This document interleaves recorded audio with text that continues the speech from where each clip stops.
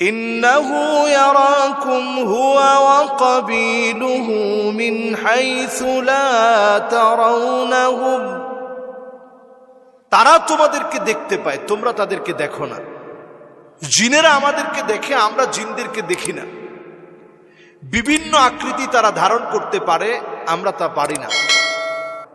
সেই জিনদের আবাসস্থলগুলা কোথায় কোথায় অবস্থান করে? হাদিস থেকে যেই জায়গাগুলো হাদিসের মধ্যে আসছে জিনদের আবাসস্থল, এর মধ্যে প্রথম জায়গা হচ্ছে হাম্মামাত, টয়লেট, ময়লাযুক্ত আবর্জনাযুক্ত জায়গা। এই জায়গাতে জিনেরা অবস্থান করে এবং সবচেয়ে খারাপ জিনেরা টয়লেটের মধ্যে অবস্থান করে।